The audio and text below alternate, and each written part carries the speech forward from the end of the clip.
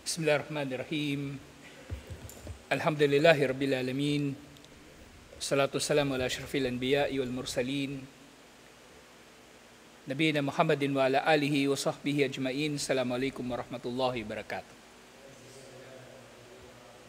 Sa pagpapatuloy natin doon sa panliligaw ni Satanas dito sa Alamul Jin wa Shayatin, kung paano inililigaw ni Satanas ang mga tao. Kaya dinudulot niya na ang mga tao ay maligaw sa pamagitan ng pangunahin dito. Pinapaganda niya ang masama at ginagawa niyang masama. Pinagmumukha niyang masama ang mabuti.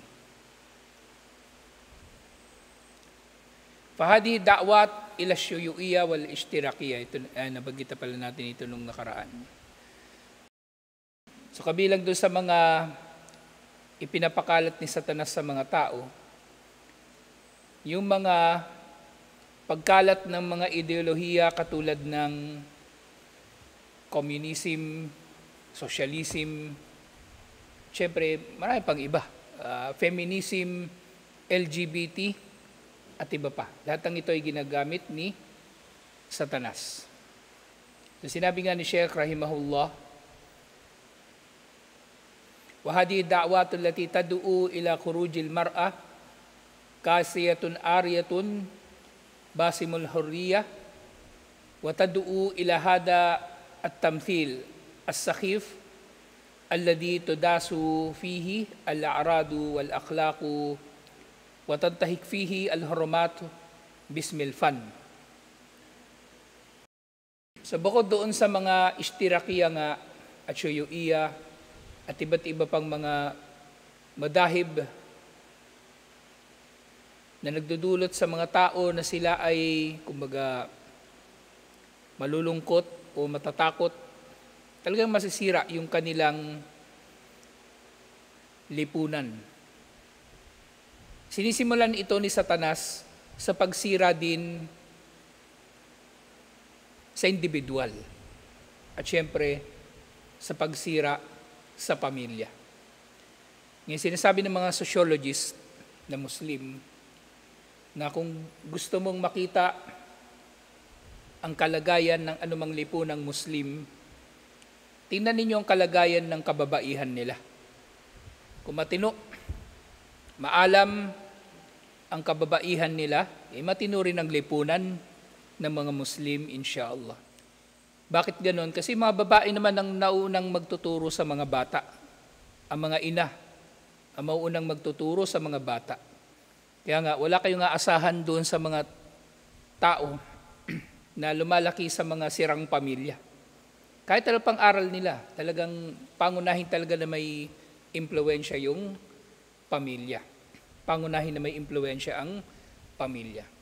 Halimbawa, may Muslim, aral ng aral, pero wala naman siya nakakasalamuhang Muslim sa kanyang pang-araw-araw na buhay. Walang mangyayari. Walang mangyayari. Magiging limitado, may matutunan man sila pero limitado yung kanilang aplikasyon doon sa kanilang natutunan. Huwag na natin layo, parang kambal, di ba? Dito nag-aaral kayo araw-araw, ipag-uwi nyo sa bayan, sinong Muslim kasama nyo doon, nakasalamuhan nyo? Wala naman, di ba? Si Yunus, bihira nyo rin makita. It's importante yung kumbaga nakasalamuha ng Muslim palagi yung kanyang kapwa Muslim. Kasi nga dito, titingnan nyo, di ba? Si Satanas, sinisira niya yung lipunan sa pamagitan nitong mga ideolohiya na ito. Pero bago pa niya magawa ang mga ito, sasalakayin niya din siyempre yung mga tao sa kanilang mga pag-iisip, sa kanilang mga damdamin. Nga, yazamuna annaha hiyal madahibul lati tukhlisul bashariyah minal hira wal kalak wad diya wal ju. Inaangkin nila na itong mga ideolohiya na ito, communism, socialism, feminism, LGBT, at iba't iba pang kung ano-anong inimbento nila, inaangkin nila na ito raw ang magliligtas sa mga tao. mula sa iba't ibang mga pinsala, mga kalungkutan, gutom at iba pa. Pero nga wahadi da'wat alati tad'u ila khurujil mar'a kasiyatun ariyatun basim al-hurriyah. Itong mga ideolohiya na ito, parehong cause and effect. Itong communism at socialism ay nagdudulot na yung mga kababaihan ay masisira. At syempre, pagkasira din ng kababaihan ay maaari magdudulot din naman ng ganito. Kumbaga, yayakapin nila yung mga ideolohiya na taliwas sa Islam. Kasi ano ba ang ipinagtatawag ng mga ideolohiya na ito? Lalong-lalo ng demokrasya nga. Hindi ko pala nababanggit yung demokrasya. So dito, ang hangad kuno ng demokrasya ay ang palayain ang mga tao mula sa tanikala o mula sa, oppression ng lipunan na pinipigilan ng kanilang mga pag-express ng pananaw o malayang pagpapahayag at iba't iba pang mga tinuturing nila na pangunahin na karapatan ng tao. Kaya nga nagbabanggaan talaga ang demokrasya at ang Islam. Unang-una pa lang sa usapin ng freedom of expression, oo, merong freedom of expression ng Muslim, pero syempre hindi pwedeng lalampas yun sa hangganan.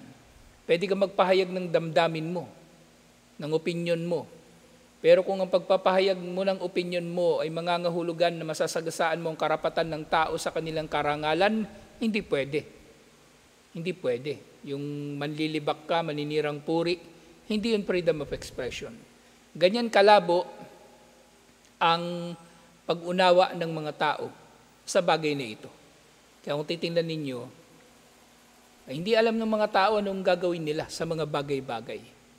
Bawa niyan, sa isang demokratikong lipunan o iba pang mga pinangahawakan nila ng mga political o economic na mga ideolohiya, yung mga kababaihan, tinatawag nilang kalayaan ng kababaihan, yung sila ay nakahubad sa ngalan ng kalayaan at yung Islam na nangangalaga, tunay na nangangalaga sa kababaihan, pinagbumukha nilang masama. Na di umano ay nangaapi sa kababaihan dahil isinabatas sa Islam ng kababaihan ay mananamit ng desente. Pero hindi ganun. Hindi ganun ang Islam. Binaligtad lang talaga ito ni Satanas sa pananaw ng mga tao. Lalong-lalo na sa individual. Kaya ngayon makakita kayo ng maraming mga kababaihan na nakikilalang galing sa mga pamilyang Muslim, pero sila ang pangunahin na nagsasalita laban sa hijab. Sila ang pangunahin na tumataliwas sa hijab. Maghijab man yun, wala na. Passion na lang. Na may kita nyo nga yung sabahan nila yung pananamit nila. Ganun lang, nakatakip yung kanilang ulo, pero nakalabas yung buhok, nakalabas yung tenga kasi yung hikaw, gusto niya ipakita sa mga tao yung hikaw niya, perlas, ginto. Gusto niya ipakita yung buhok niya sa harap na may kulay, na bagong reband. O kaya, nakadamit nga sila, natatakpan yung buong katawan nila, pero ang sikip naman, o ang nipis ng tela, na nalalabag talaga din ang tunay na hijab. Ang tunay na hijab, may sapat na haba, may sapat na kapal at may sapat na luwag na hindi nababanaag sa likod ng tela yung hugis, yung katawan ng babae o yung kulay ng kanyang balat at ano pang nasa kanya. Pero nga, itong mga ideolohiya na ito, sinisira nila primarily yung kababaihan. Kasi kapag nasira ang kababaihan, ay mas makakakilos si Satanas. Mas maililigaw niya ang tao. Kasi ano ba ang ituturo ng babaeng ligaw sa kanyang mga anak, kundi pagkaligaw din? Hindi yan magtuturo ng matuwid. Kaya nga, lagi ko nababanggit ito pinahintulutan sa Islam na yung lalaking Muslim mag-aasawa ng babaeng Christian o Hudyo. Pero hindi kung sino-sino lang. Mag-asawa ka rin ng Kristiyano o Hudyo na babae na disente. Yung hindi Yung hindi pokpok o ano paman. Hindi yung kung sino-sino lang na babae. At syempre, kahit ganun pa ang mangyari, Christian yung babae o Hudyo, kahit sabi pa nga nating disente, sa totoo lang, may panganib pa rin. May panganib. Yung palagi ko nakukwento sa inyo. Marami akong kilalang Maranao. May mga asawa silang Christian. Bandang huli, mga anak nila Christian din eh. Christian ang kalalabasan. Kasi mangyayari niyan, yung Maranao pag wala sa bahay, ano bang gagawin ng Christian? Tuturuan ba niya yung magsala? Yung Christian na babae, tuturuan niya yung anak niya na magsala? Hindi rin ha. Baka pinagluluto pa niya ng baboy yun. O ano pa man, ng lihim. At hindi niya pinababatid dun sa kanyang asawa. At mula doon sa nanay na yun, syempre matututunan ng bata yung iba't ibang mga bagay na taliwas sa relihiyon. Baka dadalhin pa yung bata sa mga kamag-anak na Christian. Pag-alagain ng baboy o bigyan ng kung ano ng trabaho na labag sa Islam. So hindi rin siya totally, pinahintulutan pero para sa lalaki, dapat magkaroon siya ng kumbaga pag-iingat sa bagay na ito kasi hindi ito basta-basta. Hindi ito basta-basta. Merong panganib pa rin. O sabihin na natin na naging Muslim nga yung mga bata. O lumaking Muslim. Pero nung klaseng Muslim, na nanay nila Christian o nanay nila Hudyo. Wala pa akong nakikilala na lalaking Muslim na nag-asawa ng Christian na yung anak niya naging matuwid. Wala. Puro sablay. Half-half, yung kalalabasan. Half Muslim, yun din yung isa sa mga dahilan kung bakit nauso yung salitang yan, half Muslim. Tatanungin mo, ano ka? Half Muslim. Paano ka naging half Muslim? Tatay ko Maranao, nanay ko Christian, o nanay ko Bisaya, yung sasabihin nila. Nanay ko Bisaya. Hindi siya ganun kadali eh. Pinahintulutan pero nga may mga panganib at dapat ma-realize yun ng mga tao. Yung nga nababanggit ko ito kasi dito, nabanggit yung tungkol sa kababaihan. Binabaligtad nga ni Satanas na ang Islam na tunay na nagpapahalaga sa kababaihan, pinagmumukha niyang masama. Kasi tinatakpan daw ang kagandahan ng kababaihan. Samantalang sa ibang mga ideolohiya, ibang relihiyon, ipinapakita ang pagiging malaya ng babae.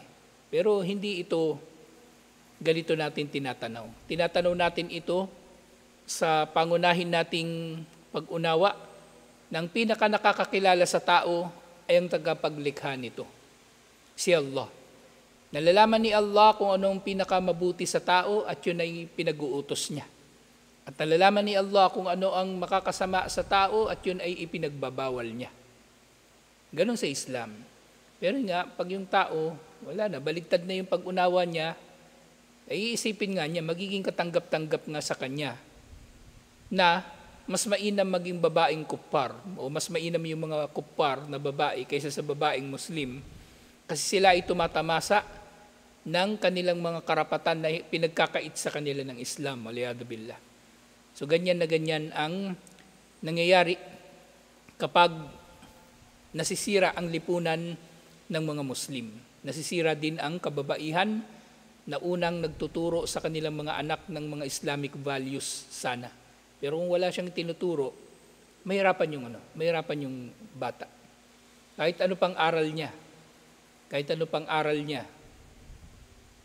sa masjid, sa madrasa, tapos pabaya naman yung pamilya, hindi yan matututo ng maayos o kumpletong pagkatuto. Kasi hindi naman niya na-apply ng kumpleto yung kanyang natutunan. Lagi kong sinasabi, kasi nagturo nga ako sa mga bata, kahit doon sa Saudi nagtuturo ako sa mga bata. May mangyayari talaga na may magulang magrereklamo. Sasabihin niya, bakit itong anak ko, hindi naman naging matuwid.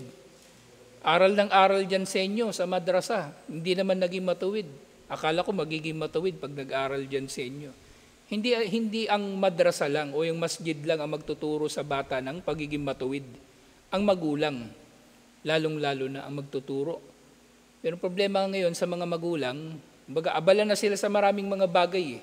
Negosyo, TikTok, Facebook, pagpapasikat, pagpapaganda, pagpapapogi, pag-aasawa ng marami. Yun yung pinagkakabalahan nila. Yung anak nila na pinapabayaan nila, inaasa na nila sa madrasa na sana magiging matuwid. Ganyan nangyari. Yung mga bata na iniiwan sa toril, marami niya iniiwan sa toril. Diyan ka muna. Tapos yung magulang, naglalamyerda kung saan napupunta. Kasi ayaw nilang panghawakan yung pananagutan ng pangangalaga sa kanilang mga anak. Kaya iniiwan nila sa Muslim community. Diyan muna kayo tumira, dito muna kami, maglalamyerda kami rito. Bubuhay binata ako dito sa Saudi. Maraming ganun. Hindi maganda at hindi nga tama. Hindi tama. Ang magulang ang pangunahin na dapat na nagtuturo sa kanyang anak, inshallah. Nababanggit ko ito kasi madalas nangyayari nga ito talaga. Hindi lang dito sa atin. Diba, itong kambal, iniwan dito ng magulang nila para pabayaan. Tapos aasahan nila magiging matuwid kasi nandito sa Muslim community. Napahiya lang yung magulang nito kaya pinaalis dito eh. Pero marami pang ibang nangyayari na ganyan, na iniiwan sila ng magulang sa toril o sa Muslim community sa pag-asa na magiging matuwid ang anak. Pero dapat sa kanila magsisimula yung pagiging matuwid ng kanilang mga anak, inshallah. Hindi nila pwedeng iasa sa iba. At kapag hindi nga nangyaring gusto nila, isisisi naman nila sa iba. So dapat magulang. Ngayon, kung kayong dalawang kambal, di ba ganyan yung magulang nyo, di ba? Huwag nyo lang tularan. Pag magkapamilya kayo, huwag nyo iwan yung mga anak nyo. Kung ano yung mali. Kung ano yung mali, itama nyo. Kasi ang masama rin naman yan mangyayari kasi, may mga bata, nabubuo sa kanila yung pagiging rebelde. Ganito ako lumaki, kaya iniisip niya, paglaki niya, ganun na rin siya dapat. Hindi ganun. Pwede mo namang itama yung mali ng magulang mo eh. O sasabihin mo, broken family kayo. Tapos kaya ikaw magpapakagago na rin. Hindi mo pwedeng isisi sa iba yung pagpapakagago mo. Gago ka talaga. Kaya ka nagkaganyan. Ikaw may kasalanan nyo. Sisisi mo sa magulang mo. May pananagutan sila, pero yung pagiging gago mo, ikaw na pumili niyan eh. Sabihin mo, kaya naman ako naging snatcher, kaya ako naging magnanakaw, kaya ako naging addict. Kasi magulang ko hindi eh. May pa rin, inshallah. Ang tao, binigyan ni Allah ng talino. Kaya kayo, pag magkapamilya kayo, isin nyo rin, inshallah. Mamaya, ito si Rashid, mag-asawa, 5 agad. Tapos iwan niya dito yung asawa niya, 5 bahay, nandyan. Tapos siya, nandun sa ibang bansa, nag-asawa uli ng 7. So nga, sinisira nila yung lipunan habang, kumbaga, sinisimulan nila yon syempre sa pagkasira din ng individual. Sinisira nila yung individual. Yung ito mga ligaw na mga katuruan na ito. وَتَدُؤُ إِلَى هَذَا التَّمْثِيلَ السَّخِيفِ الَّذِي تُدَاسُ فِيهِ الْأَعْرَاض وَالْأَخْلَاقِ وَتَنْتَهِكْ فِيهِ الْحُرُمَاتِ بِاسْمِ الْفَنِ. Sa mga babae, di ba, sinisira nila sa pamagitan ng pag-aangkin na nasa kanila ang tunay na kalayaan sa mga ideolohiya na ito na taliwas sa Islam. At yun din, ang katotohanan niyan, yun nga, sinisira lang naman talaga nila yung dangal at yung moralidad ng tao. Kaya nagiging taliwas yung kanilang ideolohiya sa Islam. Kumbaga, kasi mali naman talaga sila. Pinagmumukha lang nila na mali ang Islam. Na lahat ng ito ay ginagawa nila, so bukod doon sa pag-aangkin na ginagawa nila itong pagtaliwas sa Islam dahil sa kalayaan, meron pa silang isang terminolohiya na ginagamit kung bakit sila kakaiba sa Islam. At ito ay isang ngalan ng sining, kumbaga yung art, sining ng pagsasalita, visual arts, yung mga pelikula o music o ano paman. Yan yung pinipintas nila sa Islam eh. Ang Islam daw walang ka-art, walang kahit anong sibilisasyon na merong sining. Kasi wala raw tayong music, wala raw tayong kumbaga entertainment. Kaya yung para sa kanila, yung mga Muslim na niyayakap nila yung ganitong mga ideolohiya, Ngayon, merong mga Muslim na iskultor sa nila. Mga tausog. Meron pang merong isang rebulto ni Jesus yung nakapako sa krus. Si Toym Imaw. Yung tatay niya, national artist. Biruin niyo, tausog, Muslim, tapos gagawa ka ng rebulto. Yun nga, dahil for art's sake, ginawa lang niya yun para sa sining. Para sa sining. Kasi sa Islam, walang sining, so nahanap niya yung sining sa iba. So ito yung ibig sabihin ng values nga talaga.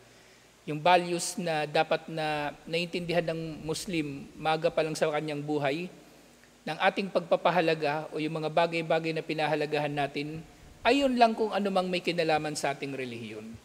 At kapag walang kinalaman sa ating relihiyon, hindi natin yun, kumbaga pahalagahan. Bagkus ay ating pangingilagan pa nga, kasi maaring taliwas, wala siyang kinalaman sa ating relihiyon, kasi taliwas talaga sa relihiyon.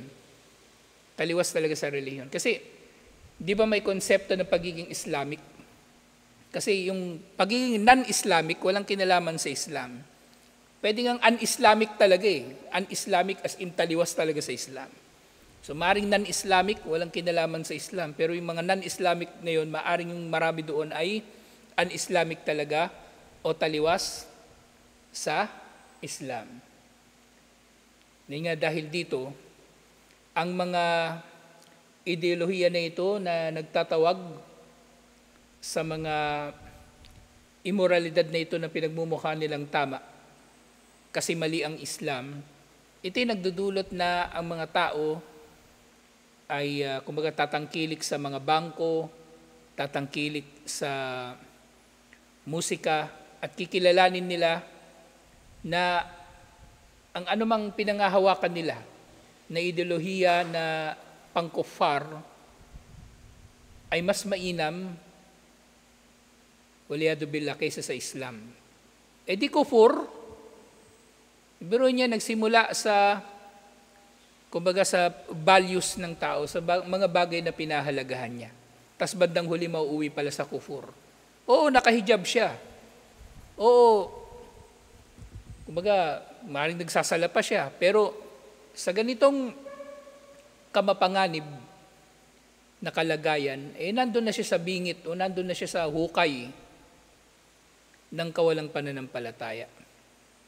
Yung nga, di ba yung isa sa mga nawakidul Islam, man abgada bi shay'in mimma ja'a bihi rasul, man abgada shay'an mimma ja'a bihi rasulu, sallallahu alaihi wasallam, walau amila bihi, kafar. Sino man ang mamuhi sa anumang dala ni Propeta Muhammad sallallahu alaihi wasallam, kahit sinasabuhay pa niya yon, ay nawawalan ng pananampalataya. At isa pang nakid, di ba? Man i'taqada anna ghayra hajjin nabi sallallahu alaihi wasallam akmalu min hajjihi, kafar. Sino man ang maniwala ng gabay ng iba pa, liban pa sa gabay ni Propeta Muhammad sallallahu alaihi wasallam ay mas kumpleto, nagiging kafir din. Sabihin niya yan, bagay na kumbaga na-develop lang sa kanya kasi sama siya ng sama sa kuffar. O kaya pagkabata niya hindi na naitama sa kanya kasi yun na yung values na pinanghawakan nung kanyang pamilya, nung kanyang magulang, o nung kanyang lipunan na ginagalawan. Magdudulot pala na siya ay magiging kafir. Napaka mapanganib nga. Napaka mapanganib. Lalong-lalo na yun nga, kasi nga pinangahawakan na niya yung batas ng kuffar, ideolohiya ng kuffar, at pinipintasan niya ang Islam, na sinasabi niyang hindi na akma sa makabagong panahon, di ba naririnig niyo yan?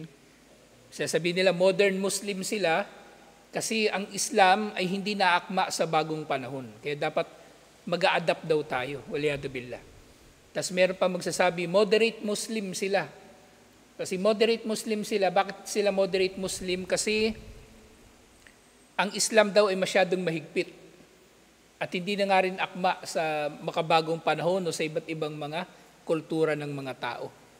Kaya pinanghahawakan nila yung kataga na sila ay moderate Muslim kuno.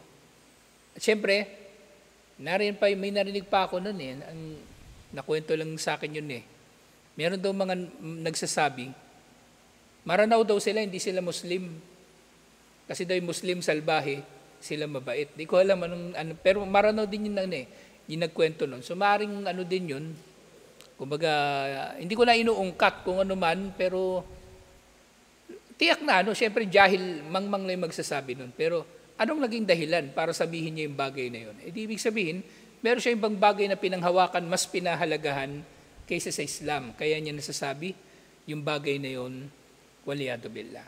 Dahil nga, ina-attribute niya sa Islam, bandang huli, ganun pa rin Binaligtad ni Satanas ang tama at mali. Pinagpalit niya. Bandang huli, ina-attribute niya sa Islam ang kasiraan, pagkawasak, pagiging backwards, paatras, walang pag-unlad. Ina-attribute niya sa Islam ang pang-aapi. Samantalang doon sa mga immoral na mga ideolohiya ng kuffar, doon naman niya ina-attribute yung pag-unlad, kalayaan, kabutihan ng tao, kapakanan ng tao, at iba't iba pang mga bagay ng Islam ang tunay naman talaga na humahawak dito. Yan nga, bandang huli, binaligtad ni Satanas pa rin ang tama at mali kahit sa mga kumbaga, kaisipan ng tao. Not necessarily direktang may kinalaman sa relihiyon, halimbawa akida, na may kinalaman sa kaisahan ni Allah sa tauhid, ibig kong sabihin, not necessarily may kinalaman direkta sa tauhid, kasi akida pa rin naman ito Pero sa ibang mga bagay na may kinalaman pa rin sa akida, politika, o way of life, so nababaligtad ni Satanas yung mga nangyayari. At yun nga panghuli, وَتِلْكَ الْأَفْكَارُ الْمَسْمُومَةِ الَّتِي تَدُؤُ إِلَى إِدَاءِ الْمَالِ فِي الْبُنُوقِ بِالرِّبَى لِتَحْقِيقِ الْأَرْبَاحِ بِاسْمِ التَّنْمِيَةِ وَالرِّبْحِ وَالْوَفِيرِ. So itong mga mapanglason na mga ideolohiyang nagdudulot sa mga tao, na deposito nila yung kanilang mga pera sa mga bangko nang sa gayon ito ay kikita. Nakatulad lamang yung kinakatwiran nila na ang negosyo daw at ang riba, pagpapatubo sa pautang ay merong, kumbaga, ay pareho lang ng pagnenegosyo. Pero hindi sila magkapareho. وَتِلْكَ الدَّعْوَاتُ الَّتِي تَزْعَمُ أَنَّ التَّمَسُّكَ بِالدِّينِ رَجْعِيَّةٌ وَجُمُودٌ وَتَأَخُّرٌ. Inga waliyadu billah. Habang pinupuri nila ng pinupuri yung doktrina ng kuffar, pinipintasan naman nilang Islam. Nang Islam daw di umano ay paatras, ang Islam ay walang pag-unlad, at ang Islam ay nagdudulot ng mga tao ay mahuli, mapag-iwanan sa pag-unlad sa makabagong panahon. Wallati tusammi du'atul Islam bil jununi wal amala liduwal syarq wal garb ila al-akhar. Itong mga tao nito, kufur talaga Habang pinupuri nila yung kuffar at yung kawalang pananampalataya at yung mga ideolohiya ng kuffar, inilalarawan naman nila yung mga tao na mahigpit na kumakapit sa relihiyon bilang baliw o kaya ay hindi lang baliw kumbaga extremist, terorista, at iba't iba pang mga ipinantatawag nila. Kaya totoo talaga yung hadith. Bada al-Islamu gariban wa sayaudu gariban kama bada fatuba lil ghuraba. Ang Islam ay nagsimula bilang bagay na kakaiba. Ang tinutukoy dito na Islam yung mensahe ni Propeta Muhammad sallallahu alaihi wasallam. Sa Makkah, kakaiba talaga ang Islam, di ba? Tinatalakay natin sa sirah, kakaiba ang Islam. At babalik ang Islam sa ganitong kalagayan na ultimo Muslim, itatakwil niyang Islam waliyadu billah. Tutuloy natin ito insyaAllah. Assalamualaikum warahmatullahi wabarakatuh.